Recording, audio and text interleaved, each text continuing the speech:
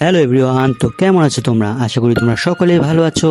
তো আজকে আমরা গ্রেনি গেমের একটা রহস্যময় জিনিস নিয়ে আলোচনা করতে চলেছি, যেটা তোমরা সকলেই দেখে। তুমি যদি কখনো গ্রেনি গেম খেলে থাকো তাহলে নিশ্চয়ই গ্রেনি গেমের ভেতরে থাকা টেডি বিয়ারটা একবার হলেও দেখেছো।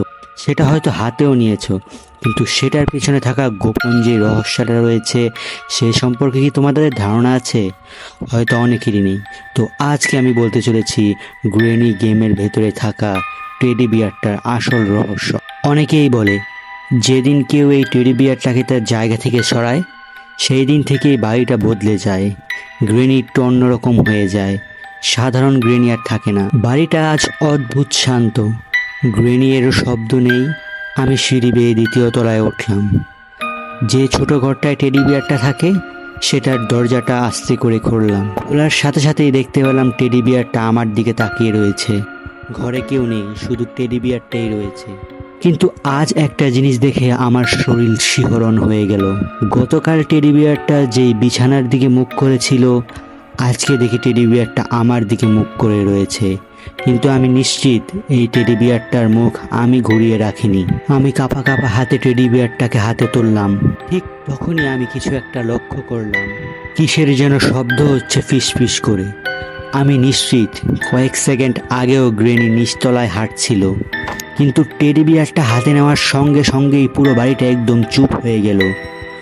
বাড়ির আশেপাশেই পায়ে হাঁটার আওয়াজ চলতে শুরু হলো। আমি শিওর গ্রেনি এখন পাগল হয়ে গিয়েছে। আর এই নীরবতা কিন্তু স্বাভাবিক নয়। ধীরে ধীরে ঘর থেকে বের হলাম। সিঁড়ির দিকে মুখ ঘোরানোর সাথে সাথেই দেখি গ্রেনি আমার সামনে। আমার বুক ধড়ফড় করতে শুরু হলো। আমার শরীর পুরো ঠান্ডা হয়ে অবশ হয়ে গেল। সিঁড়ির নিচে দাঁড়িয়ে আছে গ্রেনি, কিন্তু সে আমার দিকে তাকিয়ে নেই। তার চোখ দুটো লাল লাল হয়ে রয়েছে, আর সে তাকিয়ে আছে শুধু টেডি বিয়ারটার দিকে। তার চোখে রাগ নেই। আজ প্রথমবার আমি গ্রেনির এরকম চোখ দেখলাম। হঠাৎ একটা শব্দ কোথা থেকে যেন এলো। আমি চারদিকে তাকালাম, কিন্তু কেউই নেই। তখনই আমার হাতের টেডি বিয়ারটা আমি আমার কানের কাছে নিয়ে আসলাম। তখন দেখলাম খুব আস্তে করে একটা কণ্ঠস্বর শুনলাম, ওকে ফিরিয়ে দাও। আমার পুরো শরীর কাঁপতে লাগলো ভয়ে।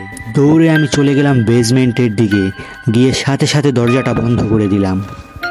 আমি আর এক সেকেন্ডও দেরি করলাম না। আমি ভাবছিলাম এখানে হয়তো গ্রেনি আসতে পারবে না। তখন হঠাৎ আমার চোখ যায় বেসমেন্টের মাটির দিকে। সেইখানে একটা আধ পোড়া কাগজ ছিল। সেই কাগজে কিছু একটা চিরকুটের মতো লেখা ছিল। সেখানে লেখা ছিল যে এই টেডি বিয়ারটাকে জাগাবে সে আর কখনো একা থাকবে না। এটা শোনার পর আমার মাথায় আকাশ ভেঙে পড়ল। এর মানে কি? টেডি বিয়ারটা কি তাহলে ঘুমিয়েছিল? আমি সেটাকে জাগিয়ে তুললাম। তখন হঠাৎ শব্দ শুরু হলো, ঠক ঠক ঠক। না, এই শব্দটা গ্রেনিয়ের ছিল না, ছিল অন্য কারোর। আমি টর্চের আলো ঘুরালাম, কিন্তু সেখানে কেউ নেই। শুধু ছোট ছোট ভেজা পায়ের ছাপ দেখতে পেলাম, যেগুলো আমার দিকেই আসতেছিল। ভেজা পায়ের ছাপগুলো দেখি হঠাৎ আমার দিকেই এগিয়ে আসতে শুরু করলো, কিন্তু সেখানে কাউকে দেখা যাচ্ছিল না।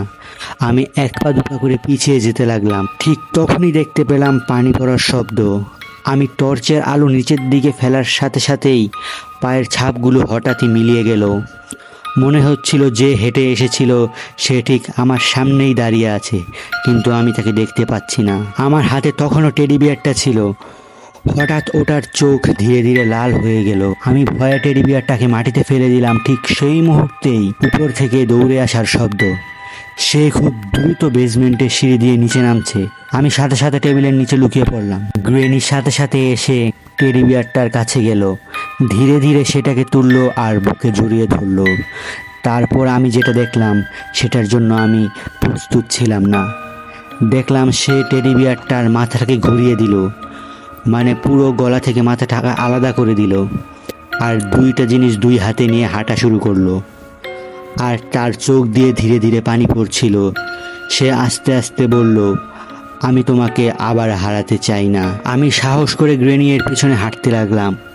সে বেসমেন্টের একদম শেষ দেয়ালের সামনে গেল। তারপর দেয়ালে হাত রাখলো। দেয়ালটা ধীরে ধীরে সরে একটা গোপন দরজা খুলে গেল।